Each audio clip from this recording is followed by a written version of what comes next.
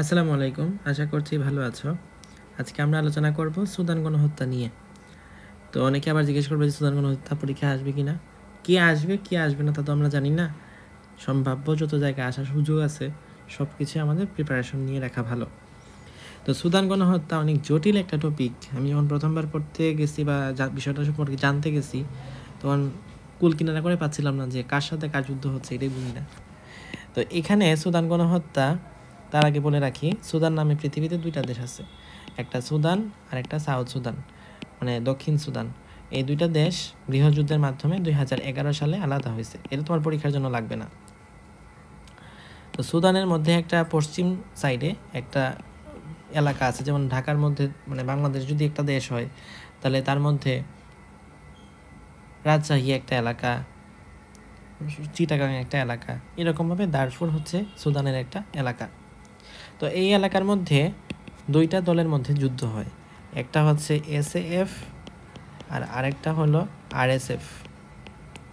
ধরো বাংলাদেশ আর্মি, এটা হচ্ছে আমাদের এসএএফ, আর আরেকটা হলো আরএসএফ। যদি এরকম হইতো বাংলাদেশ আর্মির এগেনস্টে বাংলাদেশের মধ্যেই কোনো বাহিনী এক্সিস্ট করে, যেমনটা 1975 সালে শেখ মুজিবুর রহমান তিনি বানাইতে চাইছিলেন, সেটা হচ্ছে রক্ষী বাহিনী।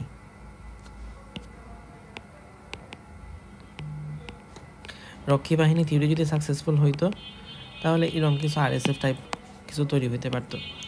তো এখন হয়তো বুঝতেছো এসএএফ এবং আরএসএফ এই দুই দলের মধ্যে যুদ্ধ। এর মধ্যে এসএএফ হচ্ছে অনারবদের পক্ষে এবং সরকারের পক্ষে, মানে এসএএফ হচ্ছে সরকারের বাহিনী, তো সরকারের পক্ষে থাকবে, আর আরএসএফ হচ্ছে প্যারামিলিশিয়ারি বাহিনী। তো এদের মধ্যে মধ্যকার যুদ্ধ হয় এবং যুদ্ধে কিন্তু তারা বেছে বেছে সাধারণ মানুষগুলারে মারতেছে, স্পেশালি অনারব যারা আছে তাদেরকে মারতেছে। দেখো এখানে একটা ছবি দেওয়া আছে, মানে স্যাটেলাইট থেকে এটা ভিউ করা হয়েছে এবং স্যাটেলাইট ভিউর মধ্যেই কী পরিমাণ রক্তের মানে বন্যায় কীরকমভাবে ভেসে যাচ্ছে। তো সুদানের পশ্চিমাঞ্চল দারফুর পড়লাম। এখানে আরব এবং নন আরব, আরব এবং নন আরবের মধ্যে যুদ্ধ হচ্ছে। সুদানি আরব আছে,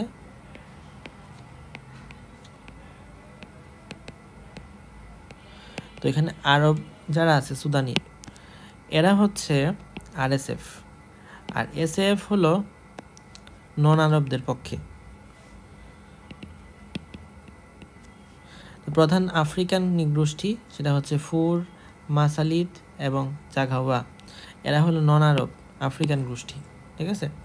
আর আরব তো আরব আছেই, আরব মিলিশিয়া এবং সরকার সমর্থিত বাহিনী, এটা কাটা আরএসএফ, এটা কারা এসএএফ, তাদের মধ্যে যে যুদ্ধ হচ্ছে এটাই হচ্ছে পটভূমি। তো এটার নাম হচ্ছে আরএসএফ এর ফুল মিনিং কি, এসএএফ এর ফুল মিনিং কি, এত কঠিন জিনিস হয়তো দিবে না। কাদের দ্বারা সংগঠিত হচ্ছে, এই যে আরএসএফ এর মাধ্যমে। আরএসএফ এর আগের নাম কি ছিল, জাঞ্জাওয়েদ মিলিশিয়া। মেইনলি এখানে আক্রান্ত হচ্ছে কারা, যারা নন আরব, তারা নন আরবের জাতগুলোর নামগুলো দেখতে পারো একবার। সুদান গণহত্যা শুরু হয়েছে 2003 সালে, তার পরবর্তীতে 2023 সালে এটা আরও বেশি মাত্রায় বেড়ে গেছে। 2025 সালে এটাকে জেনোসাইড হিসেবে, সরি 2023 সালে না, 13 সালে এটা আরও বাড়ছে, 2025 সালে এটাকে জেনোসাইড হিসেবে ঘোষণা করা হয়েছে। আচ্ছা, তো এখানে একটা ব্যাকগ্রাউন্ড হিস্টোরি আছে, সেটা হচ্ছে এখানে ইনভলভ হলো সংযুক্ত আরব আমিরাত।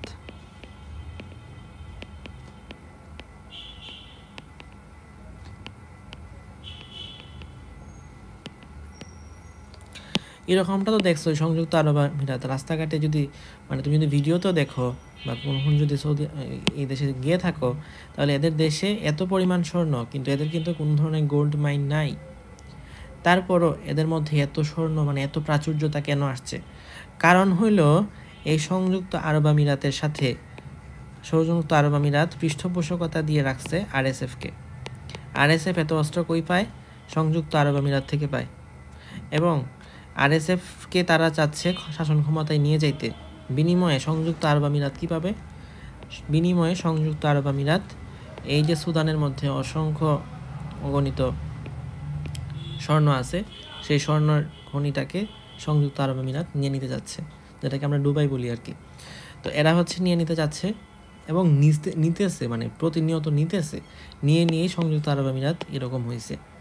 তো এখানে হচ্ছে ব্যাকগ্রাউন্ড হিস্টোরিটা হলো সংযুক্ত আরব আমিরাত চাচ্ছে আরএসএফ যেন এসএফকে একদম ধ্বংস করে ফেলুক। এই দারফুর এলাকাটা এতদিন পর্যন্ত এসএফের অধীনে ছিল, এটাকে কিন্তু পরাজিত করে আরএসএফ এখন এটার মধ্যে কন্ট্রোল নিয়ে নিছে এবং তারা বেছে বেছে সাধারণ মানুষ যারা নন আরব তাদেরকে বেছে বেছে মারতেছে। তো দারফুর গণহত্যা কোন দেশে হয়? সুদানের মধ্যে, নট দক্ষিণ সুদান। তারপরে এখানে আমরা একটা ভালো কালার নেই।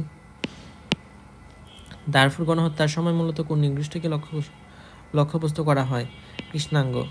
কৃষ্ণাঙ্গ আফ্রিকান গোষ্ঠী, আরবরাই মারতেছে তাদেরকে, ঠিক আছে।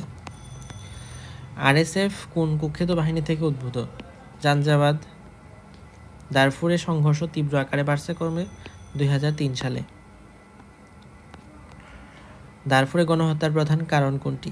আনসার হচ্ছে নিগোষ্ঠীগত বৈষম্য, এছাড়া জমি এবং সম্পদ দখল। এটা হচ্ছে তার ব্যাকগ্রাউন্ড হিস্টোরি। সুদানের গৃহযুদ্ধ 2023 সালে প্রধানত কার বিরুদ্ধে শুরু হয়? SF versus RSF. দারফুর গণহত্যায় কোন ধরনের মানবাধিকার লঙ্ঘন ব্যাপকভাবে সংঘটিত হয়েছে? যেটা বেশি অপশন আছে, বড় অপশন, সেটাই উত্তর হবে। 2025 সালে আরএসএফের কর্মকাণ্ডকে কোন অপরাধ হিসেবে ঘোষণা করে? গণহত্যা। দারফুর গণহত্যার সময় আক্রান্ত জনগোষ্ঠীর ব্যাপক স্থানচ্যুতি ঘটে কি বলা হয়? Forced displacement. যেহেতু স্থানচ্যুতি ঘটছে, স্থানচ্যুতি মানে কি? ডিসপ্লেসমেন্ট। দারফুর গণহত্যার সময় কোন আন্তর্জাতিক সংস্থা তদন্তে গুরুত্বপূর্ণ ভূমিকা রাখে? আনসার হচ্ছে আইসিসি। এটা ইন্টারন্যাশনাল ক্রিকেট কাউন্সিল না, এটা আন্তর্জাতিক বিচার আদালত। তারপরে দারফুর গণহত্যার সময় কোন বাহিনীকে সবচেয়ে বেশি অভিযুক্ত করা হয়? কোন বাহিনীকে সবচেয়ে বেশি অভিযুক্ত করা হয়? কারণ আরএসএফ মারছে, তাইলে আরএসএফ হবে আনসার।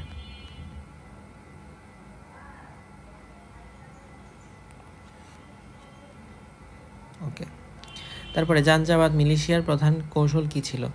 গ্রাম পুড়িয়ে দেওয়া, গণহত্যা। দারফুর কোন অঞ্চলের অংশ?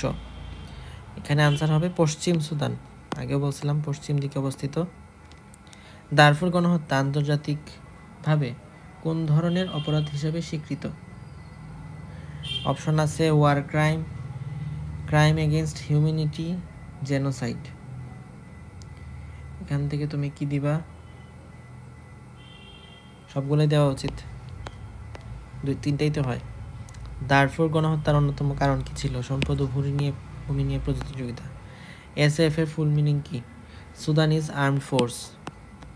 কোন নিগোষ্ঠী দারফুর গণহত্যায় সবচেয়ে বেশি ক্ষতিগ্রস্ত হয়? মাসালিত, ফুর আর জাঘাওয়া। তারপরে দারফুর গণহত্যায় জাতিসংঘ কোন ধরনের মিশন পাঠায়? আনসার হচ্ছে এটা পারবে না কেউই, এটা কিন্তু UNM8। এটার ফুল মিনিং কি? African union United Nations hybrid mission in Darfur. অনেক কঠিন একটা নাম, বড় জুড়িটা লাগবে, এত বড় মিনিং দরকার নেই। কোন সাল থেকে দারফুর সংঘর্ষে যুক্তরাষ্ট্র জেনোসাইড শব্দটি ব্যবহারের প্রস্তাব দেয়? প্রস্তাব দিয়েছিল 2004 সালে, আর স্বীকৃতি দিয়েছে কবে? 2025 সালে। আরএসএফ এর নেতা সাধারণত কোন পদবিতে পরিচিত? হেমেট্রি।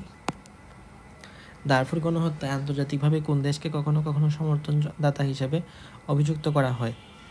চীনকে। আচ্ছা, এখানে কে কার পক্ষে আছে বলি।